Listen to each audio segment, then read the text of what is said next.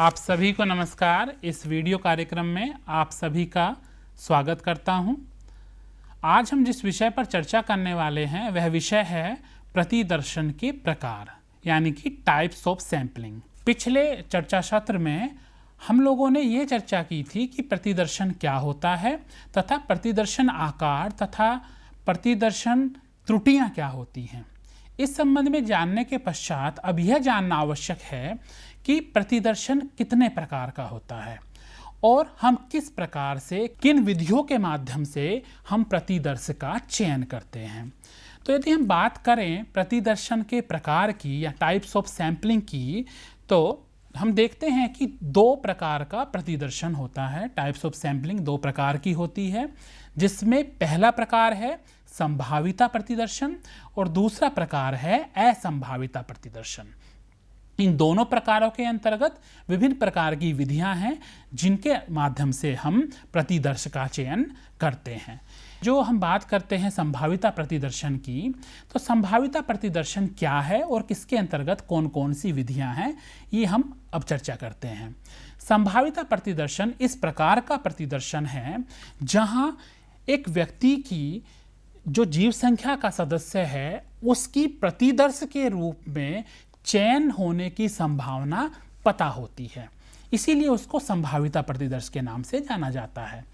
ऐसी परिस्थितियों में जहां पर जीव संख्या का आकार हमें ज्ञात हो, जहां प्रतिदर्श की जो एक्सपेक्टेड संख्या है, एक्सपेक्टेड नंबर है, वो हमें ज्ञात हो तथा हमें किस प्रकार से उस जीव संख्या में से प्रतिदर्श का चयन करना है ये हमें पता हो, ऐसी परिस्थितियों में हम संभाविता प्रतिदर्शन का उपयोग करते हैं। और इस प्रकार जब हम प्रतिदर्श का चयन करते हैं तो यह संभावना होती है, यह माना जाता है कि जो चयनित प्रतिदर्श है वह उस जीव संख्या का प्रतिनिधित्व करता है, यानी कि रिप्रेजेंटेटिव होता है। तो इस प्रकार हम देखते हैं कि प्रोबेबिलिटी सैंपलिंग या संभाविता प्रतिदर्श इस प्रकार का प्रतिदर्शन है जहां जीव संख्या के सदस्यों की प्रतिदर्श के रूप में चयन होने की संभावना हमें पता होती है। इस प्रतिदर्शन के अंतर्गत विभिन्न प्रकार की विधियां होती हैं जिनके आधार पर हम प्रतिदर्श का चयन करते हैं। ऐसी प्रमुख विधियां हैं रैंडम सैंपलिंग, जिसको हम सिंपल रैंडम सैंपलिंग के नाम से भी जानते हैं, यानी कि साधारण यादृच्छिक प्रतिदर्शन। दूसरा सिस्टमैटिक सैंपलिंग, यानी कि व्यवस्थित प्रतिदर्शन। तीसरा स्ट्रेटिफाइड रैंडम सैंपलिंग, यानी कि स्तरित यादृच्छिक प्रतिदर्शन। चौथा क्लस्टर सैंपलिंग, यानी कि गुच्छ प्रतिदर्शन। और पांचवा मल्टी स्टेज सैंपलिंग, यानी कि बहुस्तरित प्रतिदर्शन। इसके अलावा भी कुछ विधियां हो सकती हैं। आप लोगों की समझ के लिए या जो हमें आवश्यक है उन विधियों को जानने के लिए मैं सिर्फ इन 5 विधियों पर भी हम लोग आज चर्चा करेंगे। पहली जो विधि है रैंडम सैंपलिंग, यानी कि साधारण यादृच्छिक प्रतिदर्शन, वह क्या होता है? ऐसी परिस्थितियां जहां हमें एक स्पष्ट रूप से सैंपलिंग फ्रेम, यानी कि जीव संख्या की संख्या या उसको व्यवस्थित क्रम हमें पता हो तथा हमारी जो जीव संख्या है वह होमोजीनियस हो, यानी कि समजातीय हो, तथा जो जीव संख्या बहुत वाइडली स्प्रेड ना हो। ऐसी परिस्थिति में हम सिंपल रैंडम सैंपलिंग के तहत प्रतिदर्श का चयन करते हैं। यहाँ पर जो एक सदस्य है जिसको हम चयन एक जीव संख्या के प्रतिनिधित्व के रूप में करते हैं, वहाँ पर एक व्यक्ति का जो चयन है, एक सदस्य का जो चयन है, वह दूसरे व्यक्ति के चयन को प्रभावित नहीं करता, साथ ही ना ही प्रभावित होता है दूसरे व्यक्ति के चयन से। तो इस प्रकार हम देखते हैं कि जब हम साधारण यादृच्छिक प्रतिदर्शन के तहत प्रतिदर्श का चयन करते हैं, दो चीजें हैं, दो बातें हैं जो महत्वपूर्ण होती हैं। एक तो समान अवसर, सभी सदस्यों को समान अवसर मिलता है एक प्रतिदर्श के रूप में चयन होने का, साथ ही एक सदस्य का चयन दूसरे सदस्य के चयन को प्रभावित नहीं करता, यानी कि एक सदस्य का चयन दूसरे सदस्य के चयन से स्वतंत्र होता है। इस विधि के तहत जब हम प्रतिदर्शन का चयन करते हैं, प्रतिदर्श का चयन करते हैं, उसमें हम विभिन्न प्रकार की विधियों का उपयोग कर सकते हैं, जैसे रैंडम नंबर टेबल, जो कि कंप्यूटराइज भी होती है, और ख़ासकर कुछ जो सांख्यिकी की जो पुस्तकें हैं उनके पीछे भी लगी होती है, उसके माध्यम से भी आप चयन कर सकते हैं। साथ ही फिशबोल ड्रॉ या लॉटरी मेथड या ऐसे भी बहुत सारे मेथड हो सकते हैं, बहुत सारी विधियां हो सकती हैं जिनके तहत आप सिंपल रैंडम सैंपलिंग यानी कि साधारण यादृच्छिक प्रतिदर्शन के माध्यम से प्रतिदर्श का चयन कर सकते हैं। दूसरा है व्यवस्थित प्रतिदर्शन यानी कि सिस्टमेटिक सैंपलिंग। यह कैसी सैंपलिंग है? इसको कई बार माना जाता है कि प्रोबेबिलिटी तथा नॉन प्रोबेबिलिटी के बीच की सैंपलिंग यानी कि संभाविता तथा असंभाविता प्रतिदर्शन के बीच का एक उसको प्रतिदर्शन माना जाता है। हालांकि यहाँ पर जो हम चर्चा कर रहे हैं उसे संभाविता प्रतिदर्शन के अंतर्गत ही कर रहे हैं। इस प्रतिदर्शन में, इस विधि में हम क्या करते हैं, जो हमारी गिवन पॉपुलेशन है, जो हमारी पॉपुलेशन दी हुई है, जीव संख्या जो हमारी स्पष्ट रूप से परिभाषित है, जब वह लॉजिकली होमोजीनियस यानी कि समजातीय होती है तो हम इस विधि का उपयोग करते हैं। यहाँ पर एक हम nth टर्म का चयन करते हैं। उसको कैसे चयन करते हैं कि हर 5वें, हर 10वें, हर 15वें व्यक्ति का चयन हम अपने प्रतिदर्श के रूप में कर लेते हैं। कैसे उसका चयन किया जाता है? इसके लिए एक सिंपल सा सूत्र है कि जितना आपको प्रतिदर्श चयन करना है और जितनी आपकी जीव संख्या है उसका एक रेशियो हम निकाल लेते हैं। उदाहरण के लिए आपका जो जीव संख्या है वो 100 है और आपको 10 लोगों का चयन करना है, तो 100 डिवाइडेड बाय 10 जिसको कि एक नंबर आया 10, यानी कि हर 10वें व्यक्ति का चयन हम कर लेते हैं। साथ ही इस हर 10वें व्यक्ति का चयन आपको कैसे करना है यह भी आप पर निर्भर करता है। आप चाहें तो पहले व्यक्ति से शुरू कर सकते हैं, आप चाहें तो दूसरे व्यक्ति से शुरू कर सकते हैं, आप चाहें तो 10वें व्यक्ति से भी शुरू कर सकते हैं। तो सिस्टमेटिक सैंपलिंग में क्या होता है कि हम एक ऐसे नंबर का, ऐसे अंक का चयन करते हैं जो अंक हम चाहते हैं कि हमारे प्रतिदर्श का भाग हो, हमारे प्रतिदर्श को प्रतिनिधित्व करे। अगली जो सैंपलिंग है वह है स्ट्रेटिफाइड रैंडम सैंपलिंग यानी कि स्तरित यादृच्छिक प्रतिदर्शन। ये कौन सी सैंपलिंग है? जब हमारी जो पॉपुलेशन है वो विषम जातीय होती है, साथ ही वाइडली स्प्रेड भी होती है, यानी कि बहुत बड़ी पॉपुलेशन हमारी है, जीव संख्या बहुत बड़ी है तथा वह विषम जातीय है। इसमें रिसर्चर अनुसंधान क्या करता है, किन्हीं पूर्व निर्धारित आधारों पर जनसंख्या को विभिन्न स्ट्रेटा यानी कि विभिन्न भागों में विभक्त कर लेता है। उदाहरण के लिए हम ये जानते हैं कि हम यदि विश्वविद्यालय के शिक्षकों का चयन करना चाहते हैं तो आप जानते ही हैं कि विश्वविद्यालय में महिला शिक्षक भी होती हैं और पुरुष शिक्षक भी होते हैं। साथ ही हम यदि विषय के अनुसार देखें तो विज्ञान के शिक्षक भी होंगे, कला के शिक्षक भी होंगे या फिर शिक्षा संकाय के सदस्य भी होंगे। तो यदि हमें ऐसा प्रतिनिधित्व चाहिए कि जिसमें सब विशेषताएं वाले व्यक्ति आ जाएं, तब हम स्ट्रेटिफाइड रैंडम सैंपलिंग का उपयोग करते हैं।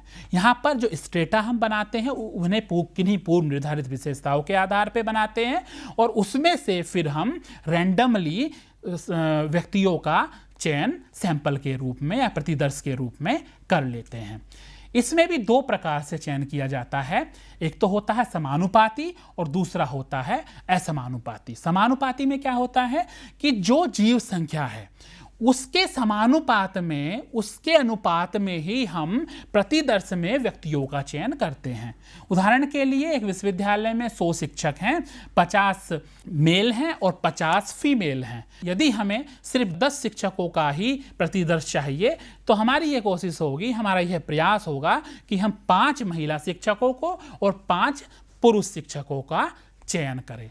तो इस प्रकार से हम देखते हैं कि स्ट्रेटिफाइड रैंडम सैंपलिंग में किसी पूर्व निर्धारित विशेषता के आधार पर हम स्ट्रेटा बना लेते हैं, हम उस स्ट्रेटा में से फिर रैंडमली हम व्यक्तियों का चयन कर लेते हैं। जो असमानुपातित स्तरित यादृच्छिक प्रतिदर्शन है उसमें यह आवश्यक नहीं होता कि जीव संख्या में जितना प्रतिनिधित्व उन विभिन्न विशेषता वाले व्यक्तियों का हो, हमारे प्रतिदर्श में भी उतना ही प्रतिनिधित्व हो। उदाहरण के लिए हमारे जीव संख्या में यदि 100 शिक्षक हैं और उनमें से 50 शिक्षक मेल हैं, 50 फीमेल हैं, हमें 10 का चयन करना है, तो ये आवश्यक नहीं है कि हम 5 मेल और 5 फीमेल टीचर्स का ही चयन करें। हम यहाँ पर अपनी आवश्यकता के अनुसार कम या ज़्यादा शिक्षकों का चयन कर सकते हैं।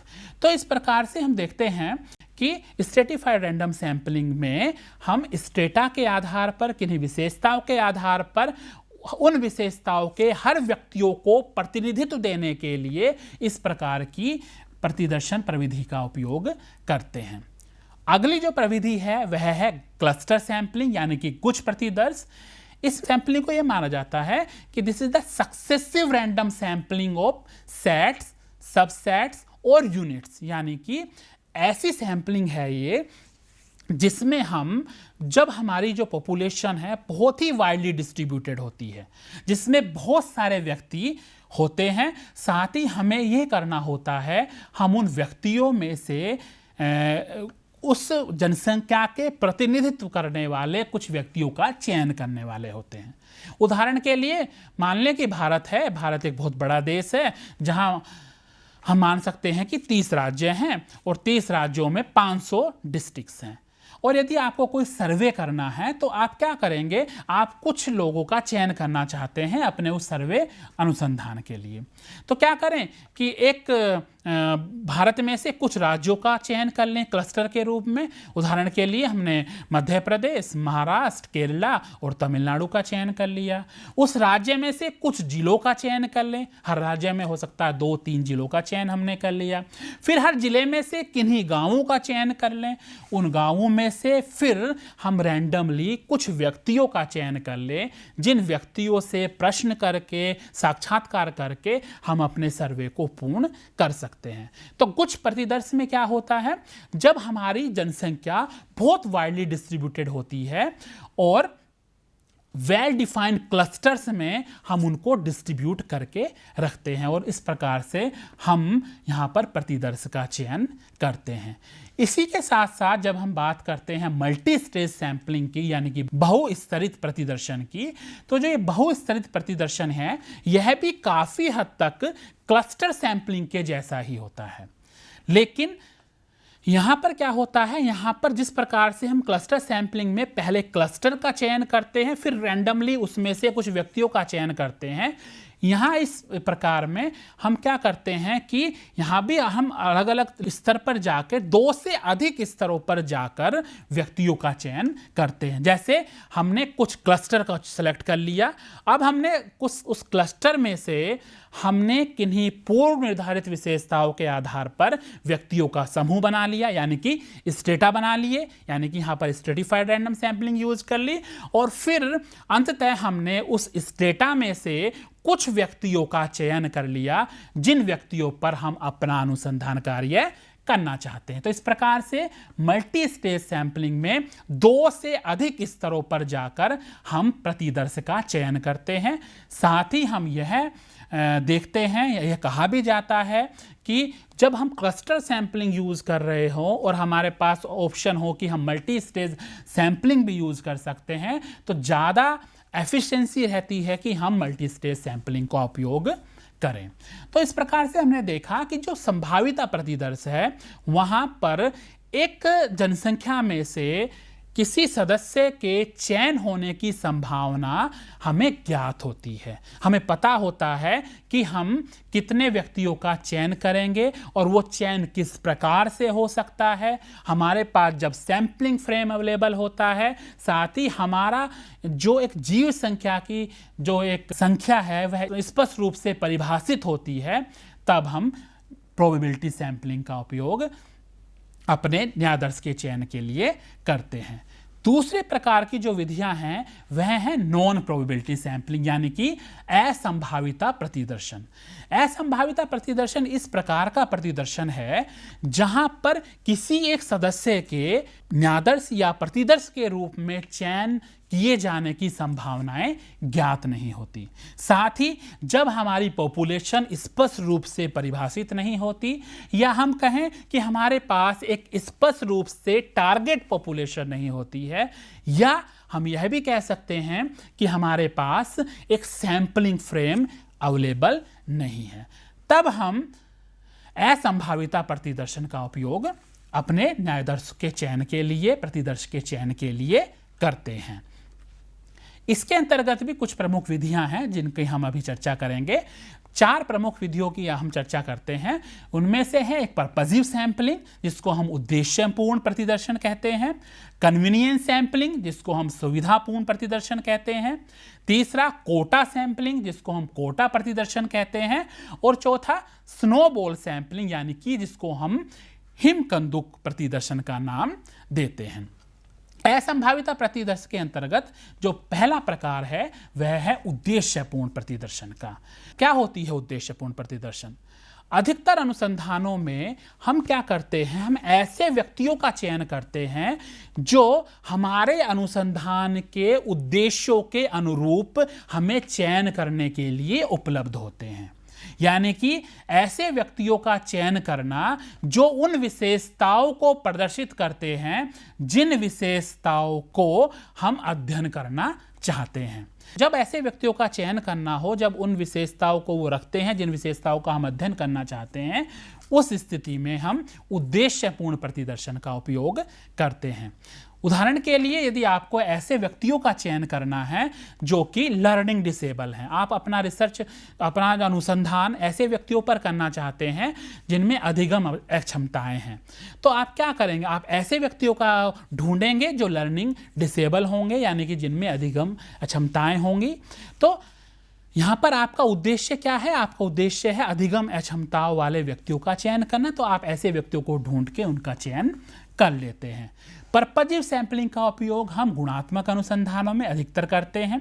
साथ ही हम अगले व्याख्यान में देखेंगे भी कि इसके अंतर्गत विभिन्न प्रकार के अन्य प्रकार भी होते हैं जिनको हम अपनी परिस्थिति के अनुसार, अपने उद्देश्य के अनुसार और अपनी गुणात्मक विधि जो कि हमने अनुसंधान के लिए चयन की है उसके अनुसार हम उनको चयन करते हैं। साथ ही मात्रात्मक अनुसंधानों में भी, खासकर यदि जब हम अर्ध प्रायोगिक या क्वासी एक्सपेरिमेंटल रिसर्च आप कर रहे हो, वहां पर भी आप पर्पजिव सैंपलिंग का उपयोग प्रतिदर्श के चयन के लिए करते हैं। अगला जो प्रकार है वह है सुविधापूर्ण प्रतिदर्शन, कन्वीनियंस सैंपलिंग। कई बार तो ये कहा जाता है कि ये सैंपलिंग है भी या नहीं, प्रतिदर्शन का प्रकार है भी या नहीं। क्यों? क्योंकि यहाँ पर हम उन समस्त व्यक्तियों का चयन प्रतिदर्श के रूप में कर लेते हैं जो कि हमें इजीली अवेलेबल होते हैं, या उस अनुसंधायक के पास स्थित होते हैं, या उस अनुसंधायक की पहुंच उन व्यक्तियों पर आसानी से होती है। तो सुविधापूर्ण प्रतिदर्शन में क्या होता है, उन समस्त व्यक्तियों का चयन कर लिया जाता है जो हमें आसानी से उपलब्ध हैं, हमारे पास स्थित हैं, या जिनका चयन करने के लिए हमें कुछ ज़्यादा प्रयास करने की आवश्यकता नहीं है। उदाहरण के लिए यदि आप वर्तमान परिस्थितियों में कोई अनुसंधान करना चाहते हैं, तो आप ये चाहते हैं कि आप एक गूगल टूल के माध्यम से एक उपकरण बनाएं और विभिन्न व्यक्तियों तक से डाटा कलेक्ट कर लें। तो आप विभिन्न व्हाट्सएप ग्रुप में, फेसबुक या ईमेल के माध्यम से आप अपने टूल को भेज देते हैं, और ऐसे व्यक्ति जो इच्छुक होते हैं डाटा देने में, या ऐसे व्यक्ति जो कि हमारे उपकरण को भरने में इच्छुक होते हैं, वो हमारा उपकरण भर देते हैं और हमारे पास आंकड़े मिल जाते हैं। उसके आधार पर कोई भी हम अनुसंधान कार्य संचालित कर लेते हैं। तो हम देखते हैं कि ऐसे व्यक्तियों का चयन कर लेना या ऐसे व्यक्तियों को से अपने आंकड़े प्राप्त कर लेना जो व्यक्ति आपको सुविधा से, आसानी से मिल जाते हैं, कन्वीनियंस सैंपलिंग के अंतर्गत हम उसको रखते हैं। अगला जो प्रकार है वह है कोटा सैंपलिंग। कोटा सैंपलिंग में क्या होता है, किसी निश्चित पूर्व निर्धारित विशेषताओं के आधार पर जब हम अपने प्रतिदर्श का चयन करते हैं, साथ ही वह चयन किसी निर्धारित अनुपात पर भी होता है, उसे हम कोटा सैंपलिंग के नाम से जानते हैं। क्योंकि आप जानते हैं जैसे स्ट्रेटिफाइड रैंडम सैंपलिंग में तो हम स्टेटा बनाते हैं और वहाँ से हम रैंडमली व्यक्तियों का चयन करते हैं। यहाँ पर भी कुछ विशेषताएं होती हैं जनसंख्या में, जीव संख्या में, लेकिन हम उन विशेषताओं में से जब हम व्यक्तियों का चयन करते हैं तो वह किसी पूर्व निर्धारित विशेषता के आधार पर तो करते ही हैं, लेकिन वहां पर चयन हम रैंडमली नहीं करते। हम प्रतिनिधित्व देते हैं जीव संख्या में जिस विशेषता के व्यक्ति उपलब्ध हैं, जैसे कि वहां पर मेल हैं और फीमेल हैं और आप चाहते हो कि दोनों का चयन करना है, तो अपने प्रतिदर्श में आप मेल को भी लेंगे और फीमेल को भी लेंगे। आपको लगता है कि आपका जो जीव संख्या है उसमें ग्रेजुएट लोग भी हैं, पोस्ट ग्रेजुएट भी हैं और आप चाहते हैं कि दोनों का प्रतिनिधित्व हो, लेकिन यहाँ चयन आप सुविधा के अनुसार करते हैं, चयन आप अपनी आवश्यकता के अनुसार करते हैं। तो कोटा सैंपलिंग में ऐसे व्यक्तियों का चयन किया जाता है जो व्यक्ति आपको आसानी से उपलब्ध हो जाते हैं। चौथा जो प्रकार है वह है हिमकंदुक या स्नोबॉल सैंपलिंग।